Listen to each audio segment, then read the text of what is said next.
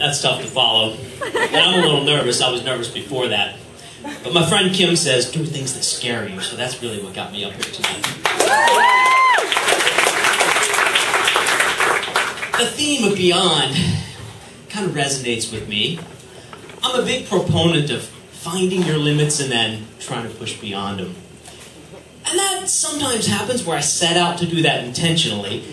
And then other times, I'm just going along my merry way, thinking all is great in that self-deceptive, delusional way, until something pops up and you look around and you don't recognize anything or anyone or what's going on, and you have no idea what's going to happen next.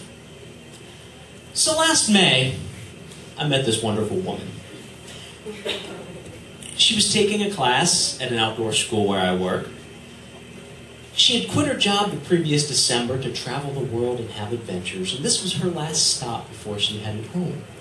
I can certainly respect that, quitting the job and going for adventures. And we had some pretty good chemistry right from the start. Now, when you only have a limited amount of time with someone, it's kind of tough to decide whether you want to put the effort in to see them again or not. So we had a lot to cover in a week, and I think we did pretty good at it. And by Thursday, we were talking about when we could see each other again. And in this case, it was a little bit more of an investment because not only was she somewhere else, she lived in Canada, about 1,000 miles away, in a small town that was over an hour from the nearest airport. But we were at that point where we were planning. And last night, we were sitting under the stars, sipping some wine, eating some chocolate, and then one of those issues that I had thought we covered pretty well before kind of bubbled up. And yeah, she ended up leaving pretty abruptly the next day. Now I know, with communication, men and women and all, and I thought I did pretty good, but I know that there are gaps, and so I checked with my advisory council, Susan and Laurel, who are two people that are not afraid to tell me when I'm being stupid. And Laurel in particular is doing this year of radical honesty, so I knew she was going to give it to me straight. I got their approval that I acted with integrity, and I was sad that I got my hopes so high so early, but I had another class to plan and teach, so I kind of buried myself in my work. Well, she called the next day. Turns out she had stopped at a town just an hour to the north, thought through some things, she came back, we talked about it, I checked back in with the advisory council, they issued a caution, but not a warning. And so, I planned a trip to Canada. Oh, ew. Now I decided that it would be best to drive. And there were a few rationalizations I gave to my friends about why that was the best way. But there were really two reasons that I decided to drive. One of those is, I'm a little bit afraid of flying. And the other one is with this one kind of caution out there, I kind of wanted an escape route. Yeah. And being tied into that airline ticket that comes back at a certain time, that seemed a little risky. So I switched classes, someone covers a class for me, and I'm excited, I'm driving up there, and I'm not a texter. I think up until this point I had sent about 2 text messages in my life. But I'm sending text messages. This is how excited I am. And it started out pretty well. On day 2, I got enlisted to help write resumes and cover letters, which is all right. I don't know anything about her field, but I like to be helpful, so I'm going to do that. The next day, she had an interview, which was in a city about an hour away. And it kind of turned out good that I drove, because a week before, her car was totaled. And she needed a way to get there. So I drive her to the interview, and get a coffee while she's waiting. She gets done with the interview, and then we get to go car shopping. We spend the whole day car shopping, and I take a book because I think, okay, I'm going to be passive and just kind of hanging out here. But no, I was going to be an active participant in this, not only test driving, but I soon found out that she didn't exactly have a clear idea of what she was looking for, and I can do analysis, so I start taking notes and making lists, and towards the end of the day, she thinks she found a car that might fit her needs. And as we're walking back in to talk to the sales rep. She says, "Are you going to do the talking?" Me? I'm not buying a car. But I cover well, and I end up doing the talking, and we leave that day without a car. 2 days later, there's another full day of car shopping. I'm doing a lot of talking again. And it ends with me negotiating a pretty good deal on a late model Toyota.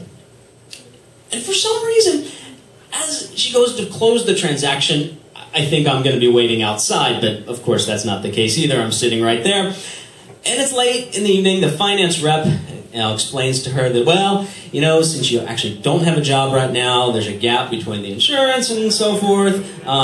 It's not going to be a problem, but I'm going to need the approval of someone who's already left, so you're not going to be able to take this car with you today.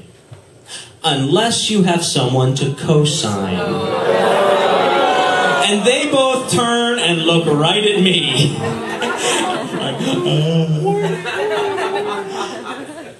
Again, I think I covered pretty well.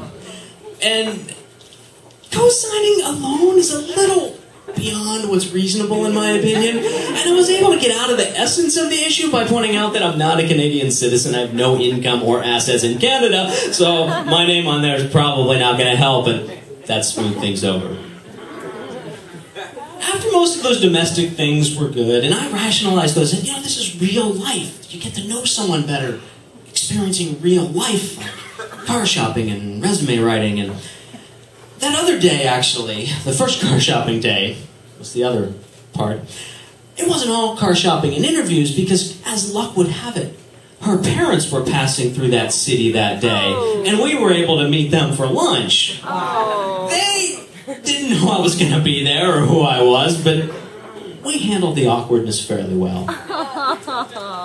So after most of that, we were going to head to a national park in her newly acquired car, and there was a place, her parents had a small vacation home near this national park, which was on a lake, and we were going to go backpacking. So we drive there in her car, and we get there at night, and it's beautiful. The setting is wonderful. We get there, and we look up in the sky, and the northern lights are flashing. What could be better?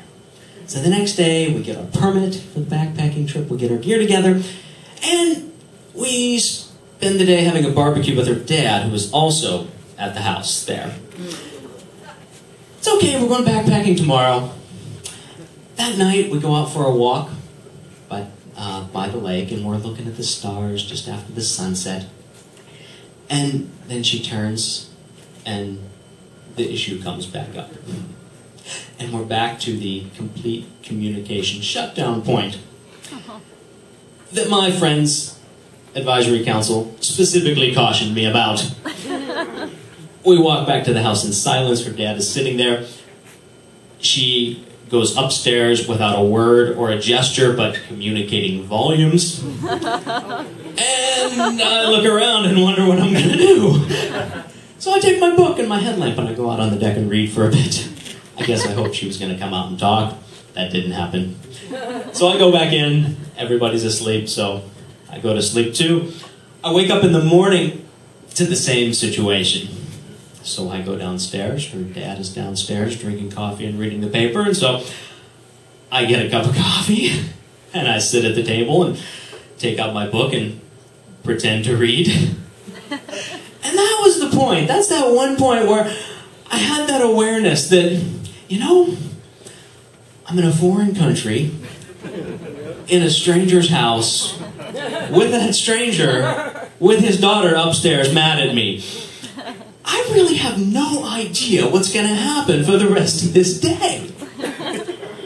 And so as I'm pretending to read the book, I'm theorizing, okay, my escape module is 6 hours away at her house. How could I get there if I absolutely had to? And I come up with a few ideas.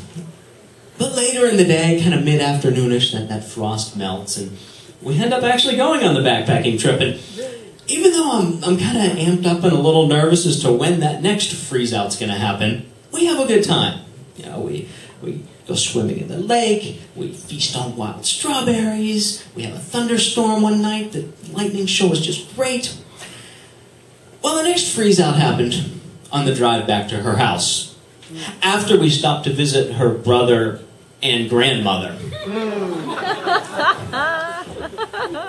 And at this point, I can't go read a book because I'm driving. We get back to her house late, and things thaw a bit by morning. But I depart that day, civilly, and with no plans to see each other again. I get back, and I immediately call a meeting with the advisory council, and talk through it all with them, and they're a little shocked that I didn't leave sooner and haven't completely cut off all communication. Susan even says, maybe Brian, she's just crazy. And there's, of course, some emails and stuff, and it turns out she got a job, but it didn't start for a few weeks, so she decided to come back to our school and take another class.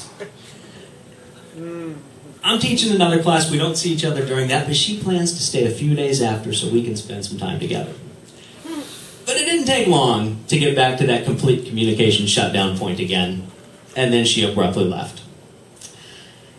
Again, advisory council meeting.